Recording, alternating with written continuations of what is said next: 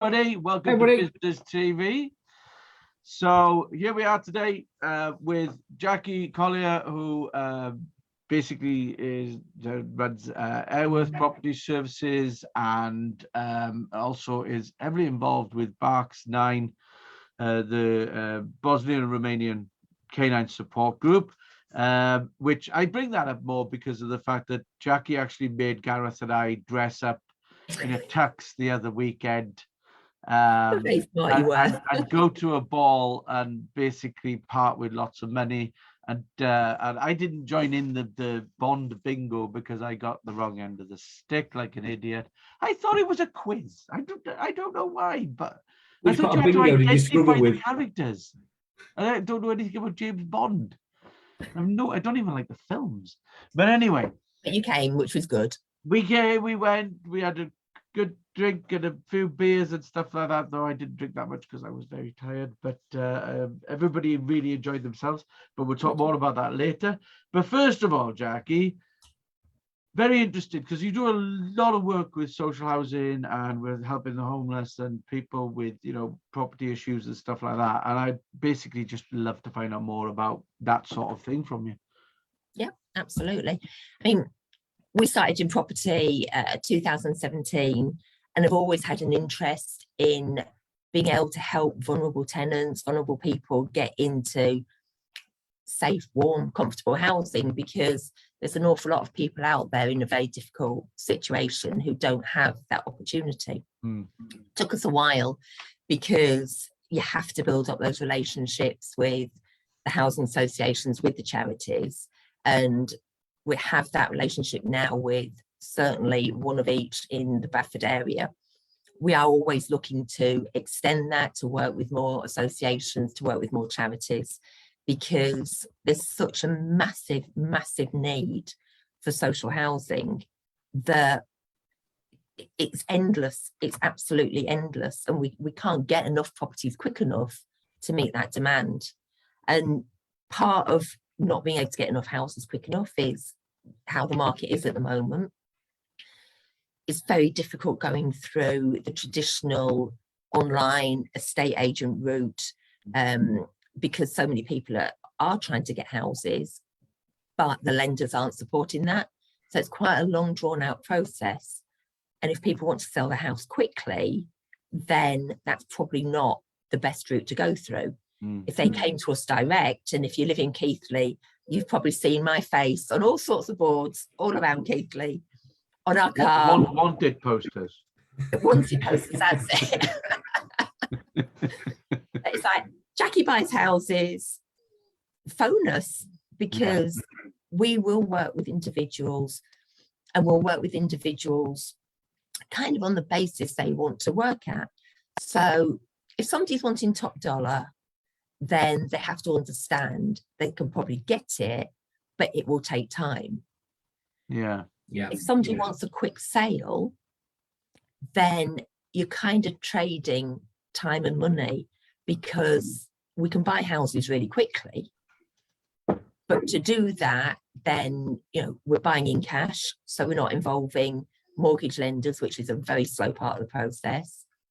To buy in cash, it costs you more than a mortgage, so the cost implications for us to buy quickly are higher. Therefore, it's difficult to offer as much. But for some people, that doesn't matter. Speed is more important than money, and it's just getting that balance. And that doesn't mean to say, we're not offering £2,000 for a 200 grand house. It's about talking to people, understanding their circumstances, understanding what they want, why they want to sell, and see if we can come up with something that works for everybody. Because if it doesn't work for everybody, you might as well not bother. You don't want people feeling that they've had a bad experience. For us, they have to have a good experience and know that it's fair all around. And then the knock-on effect of that is that if we can get more properties, we can house more people. So the more people we can house, the better it is for the economy, in as much as, if there are vulnerable people, well, there are vulnerable people out there, if they are put into temporary accommodation, bed and breakfasts, the council are paying probably £100 a night to put a family in one room, which is really expensive and isn't good for a family. But if we can get a property, then they're paying £500 or £600 a month, and the family has a house to live in. So from the family's mental health, it's got to be better for them, and physical health, because they're not all crammed into a small space. So that's why we're trying to get more of those type of properties by working with off-market vendors, trying to work with more individuals or businesses who basically are getting no return on their money in the banks. They're losing money because inflation is running at a far, far higher rate than the interest rate they're getting in a bank or in an ISA. We'll pay them a higher rate than that, because it allows us to get that cash to buy a property, to get that vulnerable person in at the back end. So the investor wins because they're getting more money, more return on their money. And the vulnerable tenant, or even the private tenant, wins because they get a lovely house at the end of it. Because in most cases, we're putting in a new kitchen, we're putting in a new bathroom, we rewire it, it has central heating system put in, it's fully decorated, it's newly carpeted. It's effectively a new house in old walls. So it's not, if we have builders who go, no, it's only a rental, they don't work with us for very long. Because it's not only a rental, it's somebody's home. It's somebody's home, absolutely. And that's the key thing. Our tenants, whether they be private or social housing tenants, have got to be happy. We want people to love it, to stay there and to treat it as a home. And if they say, do you know what, that grey wall, I'd rather it was blue, do you mind if I paint it? Crack on. You know, if you want a blue wall, have a blue wall. If you want a psychedelic orange and purple wall, we might say, crack on, but can you paint it back to what it was before if you move out? But, you know, it's being flexible. Do you find that, because like we've obviously spoken quite a few times about different properties because we live quite close to each other, properties in the area, and there's a lot of empty places. It's one of my bugbears actually, is the whole, I'm all for conservation, but having a mill that's basically under conservation because it was built XYZ, it seems a bit ridiculous when it's empty, and sometimes, as we all know, these things then burn to the ground before then they can be redeveloped or rebuilt. So there's a lot of that going on. I mean, it must be quite frustrating for you to see this sort of stuff going on. I mean, is there any way that people can basically help? Like, for example, I know there's a property near here that I told you about, it's been empty for ages, and you've been going down avenues that I would never have thought of. And empty properties are frustrating beyond belief, because like you say, there's people living on the streets, there's people living in one bed accommodation with houses standing, going to rack and ruin, that could make perfectly good homes. And the difficulty is that we're very much bound by red tape, because if that person keeps paying the rent or sorry, their council tax, and they don't necessarily want to sell, it's quite difficult for the council to get hold of that property. Now, if I see a property or somebody tells me about property, I have to go to the council. I have to say to them, I've seen this property, which I believe is empty. Can you tell me who owns it? Obviously not, because of GDPR. So the council then have to write to the owners of the property, if they know who it is or find out, as in the one you told me about. They're then reliant on the owners replying and the owners wanting to sell. There's no compulsory purchase order in a lot of cases to make people sell their homes. And I don't mean homes or houses that people have got for holiday accommodation or that sort of thing, but literally houses that are standing there rotting away.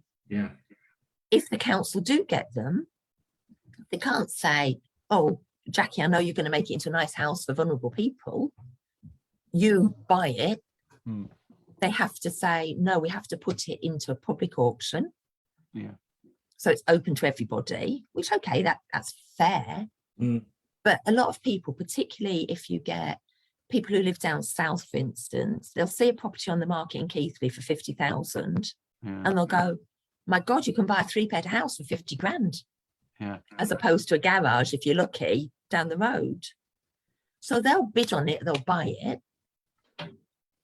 What they're going to do with it, they may or they may not do it up, bearing in mind they're 200 miles away.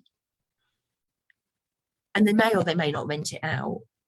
And if they're going to rent it to somebody vulnerable, is that going to happen because they haven't got the connections with the local associations or charities? We had So that with a property down here that basically was bought by somebody in London, and they just set builders to work on it. They had no control over the project, and the house is now trashed, and it's just sat empty.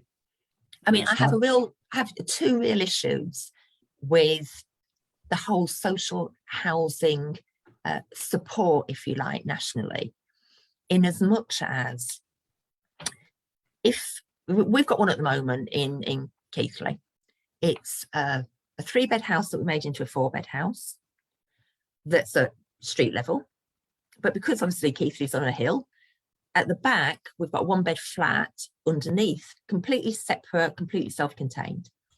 The 1-bed flat has been let to the homeless charity, and there's a tenant in there.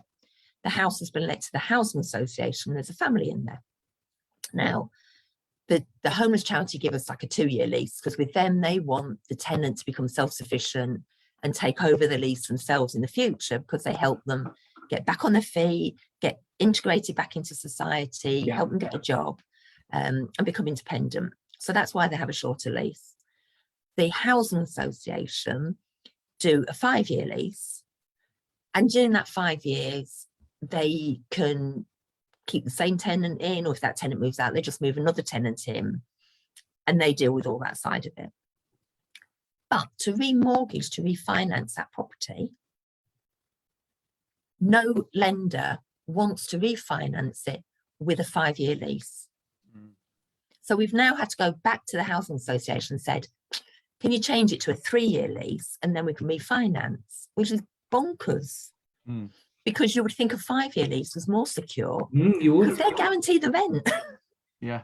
But the lender works on the basis that even though we get paid the rent, if we don't pay the mortgage and they have to repossess, they don't want to be seen to be evicting vulnerable people. Yeah, taking a sitting tenant out. I get that, but what you do is qualify the people who are borrowing, not prevent people from having that facility. So you make sure that the people who are borrowing have the wherewithal to pay. And you know, that rent is coming in whether anybody's living there or not. If it's on private rental, if the rent don't come in, there's no money coming in to pay the mortgage. So you're reliant on that landlord being financially savvy to have money aside to continue to pay the mortgage if there's no rent coming in. Yeah. If the rental so it's a far, far riskier business. The government are doing 95% government-backed mortgages for first-time buyers to help people get on the housing ladder, which is fantastic. But if you've only got to find a 5% deposit, and maybe you're young, newlywed, whatever, the risk of those people staying together and continuing to afford that mortgage and pay for it, that risk is much higher than the risk of an established landlord renting to an established housing association. Guaranteed income. Guaranteed income for 5 years. Makes no sense.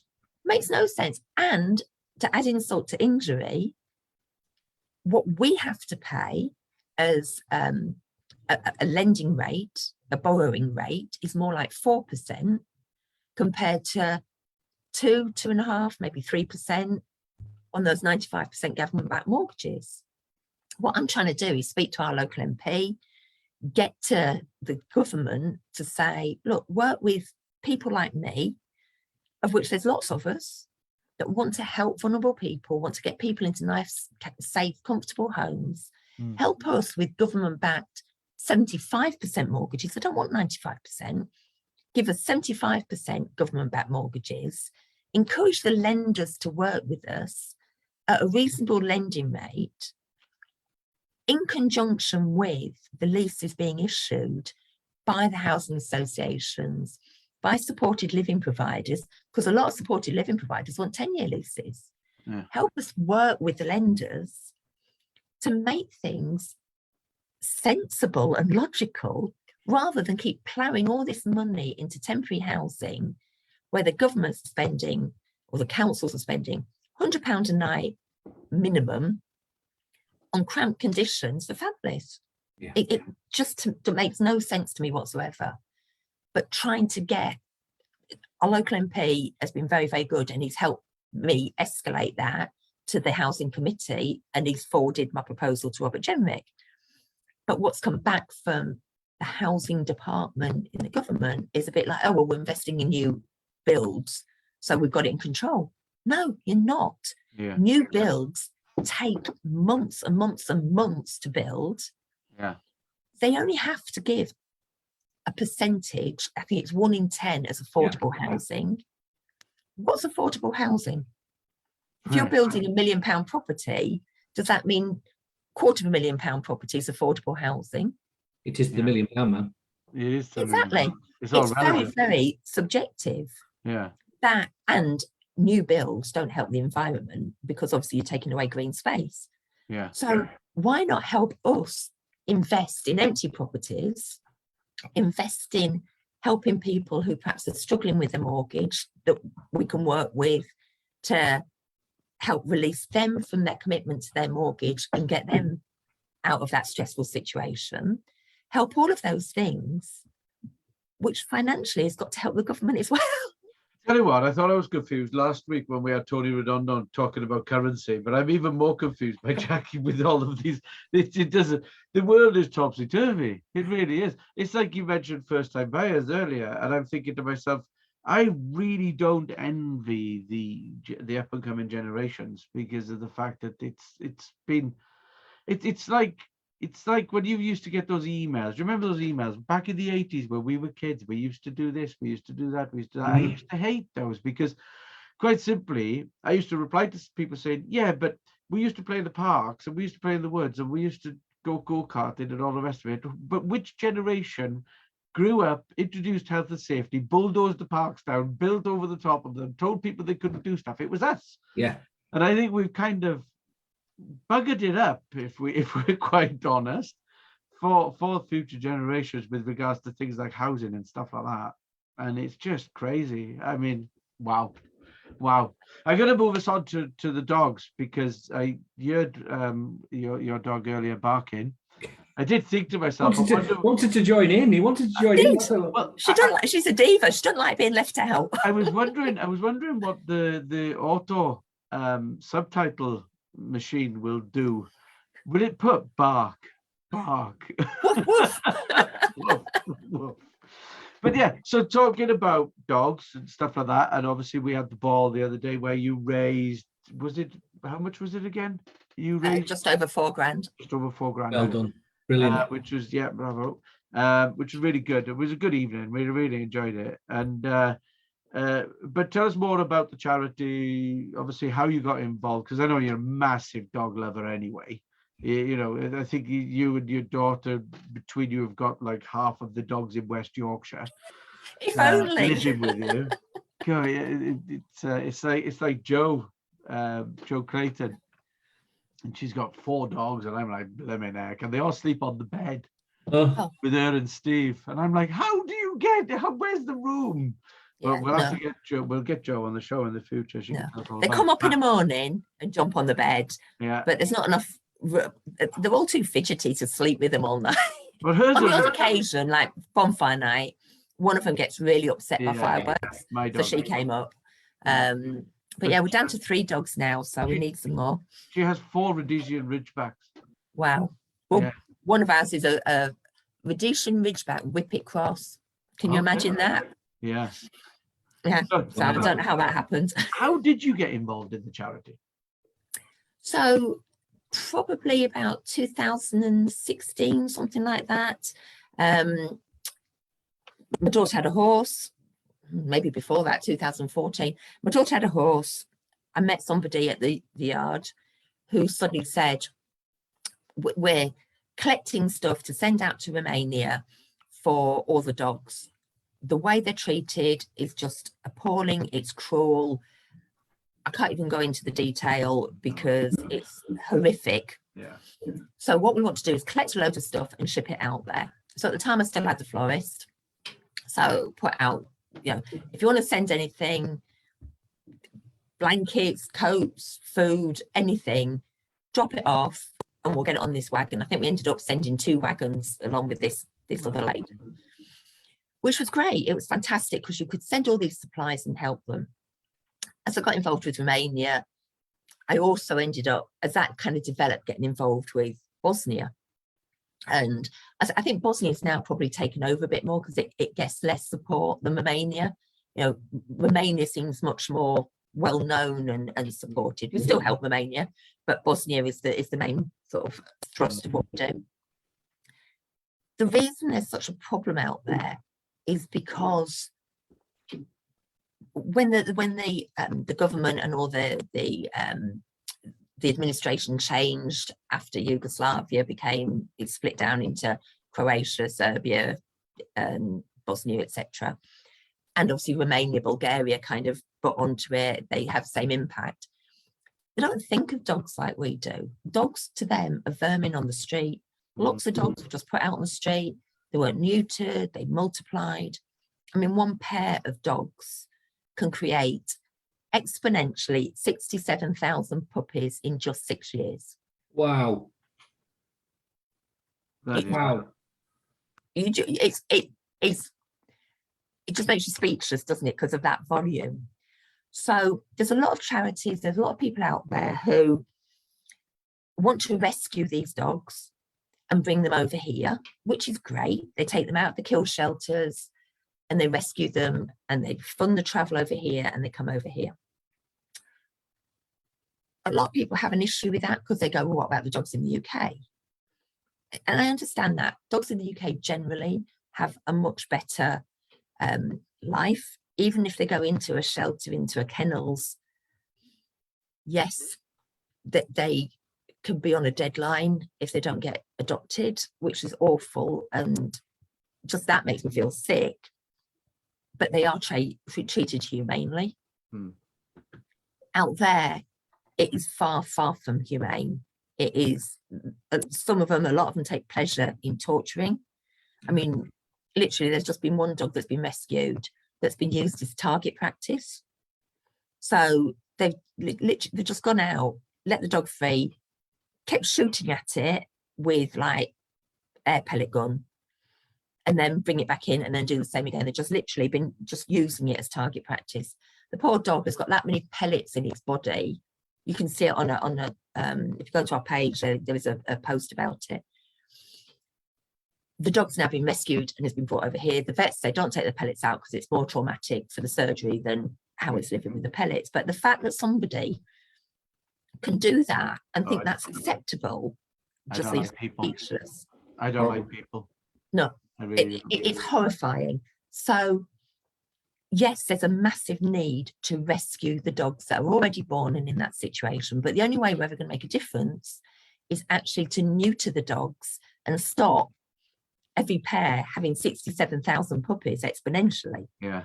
So what we're doing, and I ended up setting the group just to kind of, I'm a bit of a control freak, just to have some control over what we do and to be able to direct the funds. So we set up Barks literally to be able to raise funds for neutering programs. So the groups that we work with, Estelle, who spoke at the ball, she works very much on the ground with a rescue in Bosnia, but they work with the vets, and they've negotiated with the vets far, far reduced spaying fees. So the vets are supporting it. We raise the funds go out there, they pay for the dogs to be neutered. Now, where we can, or where the dogs are particularly vulnerable, they're neutered and they go into the rescue and they'll be adopted and come over here. Unfortunately, you can't do that with every dog. So a lot of them have to be released back out onto the streets. So the ones that are more robust and able to cope and look after themselves are released back, but they're spayed, so they can't multiply. Yeah. And that's what we have to do. We have to educate the locals to treat the dogs as pets and not as vermin. We have to educate the authorities to try and set up proper neutering programs themselves and not pay dog catchers €3 for every dog they catch, whether it's a pet or whether it's a stray.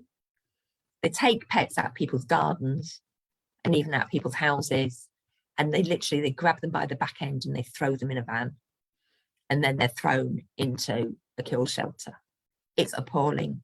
But whilst they're being paid for doing that, they don't care about who and what they capture. So that needs changing. It's a bit it's a bit like the witch trials, when they used to pay them for catching a witch. I mean, you talked briefly about the UK and everything like that. Personally, I think that it should become a licensed thing again, and you shouldn't be able to buy dogs. I think you should have to go to rescue centres and stuff like that. It's something I could talk about at the moment. for a long time. It's something It's gone mad at the moment. There's people that are breeding dogs. It's ridiculous. Purely because they can get $3 grand a profit. puppy. Yeah, for profit. It's wrong. Yeah, and even those places are just, yeah. I mean, we've got to be careful here, because we could actually, we could upset quite a few people. But look, yeah, there are some very, very good breeders out there. Yes, don't get me wrong, and I'm not saying there's not a place for that. No, I agree. But there with isn't a place for people jumping on the bandwagon, suddenly breeding the dogs to make money because they think they can get $3 grand. I think if you show dogs and you are a registered shower of dogs, then yes, you should be able to breed, pedigree, etc., stuff like that. But the backstreet puppy farms that literally don't look after the dogs, that's right, and they are just using them as a production machine. Yeah. And anyway, okay, we could get very deep into that. So I could get quite carried away. We could get quite carried away with that. So let's move on. Let's bring it back towards Jackie. So we've got. But before we do, can I just say we'll be doing the ball again next year. So brilliant. Oh, okay. I'm sure we'll be supporting. So I say we ask our guests a few questions just to end the show. So these have been fed to you already, so you should have the answers to hand, Jackie. So you should be all right. So don't worry about it. You're not supposed to give it away, Gareth. Oh, sorry. It's supposed to be like we're doing this impromptu. Impromptu. I Sorry. remember the answer and say the same thing now. Exactly. We can cut that bit out. It's all right. It's not live. So what piece of advice, if you could go back in time, what piece of advice would you give your younger self that you know now? I would say you've got to be yourself. I think when I was first starting work, leaving school, first getting a job, I was too worried about what everybody else thought and whether I was doing the right thing, because, don't forget, I'm going back a long time, back into the days when, it was a far more kind of respectful society in terms of, you kind of respected your elders a bit more and you didn't argue. And I think there were times that I kind of went with the flow that I probably should have stood up and said, I don't think that's right, or I'm not happy with that. I mean, we're talking like the 70s, different world completely. Yeah. People today are far more pirate and they say what they think. I think sometimes they should think a little bit more about the implications of what they do. But equally, you do have to be true to yourself and not be scared about upsetting or offending, but in a diplomatic way, if you don't necessarily directly agree. And I'm not talking about definitely a way of getting your own point across, isn't there? There's a definitely way of getting your own point across. Yeah, and not to feel intimidated by managers or directors, or in the 70s were a very sexist time, and the way people talked to employees to some extent. I mean, I worked for M&S, and to be honest, it was one of the best places to work. But even so, there was still a very sort of male culture at a high level, and maybe not respectful enough of the people working sort of at a lower level, at more of a school entry level or administration level or whatever coming through. And I think the me now wouldn't stand for it. No. But you don't have the balls when you're 17 or 18 to go. You don't know. Yeah, you're happy to be in work. You're happy to be in work, and you're happy to taking a wage, and you're just keeping your head down. Exactly. It's especially working for somewhere like M&S, because everybody wanted to work for M&S. The fact I got a job at M&S was like, my parents were over the moon. It was fantastic pay at £3,460 a year. Yeah, brilliant, isn't it? We got a month's salary as a bonus at Christmas. You know, it was a brilliant place to work. And you didn't know any different, because that's the way the world was. The me today would be going, I don't think so. Yeah. But a lot of that comes with age, and a lot of things that you think. Age and experience. So we've done the past. We've done what you're going to give to your younger self. Let's look forward to the end of next year, end of 2022. So what do you want to achieve with both Aireworth and also the charity? Let's have a look at both things. So what do you want to see by the end of 2022 you're doing? Okay. So big focus next year is more of what we've been doing in terms of getting more rental properties, because again, we do some flips to put money in the coffers, but you've got to look at what's going to happen with the market post the end of 2022. So we just need to be a bit more careful about that. But working to get more people into social housing and into private rental. So again, working with vendors who are prepared to deal with us off market, that we can get more houses so we can build that side of the business, but also to work with more of our sourcing clients who perhaps are further afield, people who have got more money but perhaps very little time, that want to invest in property. We can help them with doing that, and then get those rented out, be it privately or to social housing. And that will depend on the appetite of those people. So it's something that we've done all the time. We've been doing property, but on a very small scale. In 2022, we kind of want to ramp that up a bit. And rather than doing that just for other property investors who live further afield or internationals, we want to do it more for the people who are perhaps doctors or solicitors or CEOs who just want to get that investment because they don't want their money sitting in the bank doing nothing. They want to invest in property. We can make that work for them, and it works then for tenants, be it private or social housing, vulnerable tenants, because that will allow us to escalate that side of the business. So it's looking for those individuals and building that sort of client base. So that's the growth area in 2022 for you. So yeah, brilliant. very much. So we always end on the last question, because we're always interested to see how people use technology in their daily lives. You sure you're asking me this? Yeah, absolutely. I know if you hold your diary up, that's your planner. That there you go. That is technology for you. I realise that, Jackie. But there must be something, whether it be an app, a favourite website, a tool that you use, that, again, your iPhone, your smartphone, so what do you use in regard to technology? I mean, I would be totally lost without my phone. I have to say, it is like, as it is probably with 99% of people, like a permanent attachment. But I mean, I do lots on social media, I do lots on Instagram, lots on Facebook, increasing amount on LinkedIn, because for us, that's how we get out to the market. It's all about that brand awareness, people knowing what we're doing, because if they don't know what we're doing, it's difficult for them to work with us to make that grow. So social media, massive, but mainly on those three platforms. I don't do TikTok, Snapchat. I don't do Twitter. Twitter does my head in because I can't keep anything down to 140 characters. I talk far too much for that. We used to use Trello a long time ago.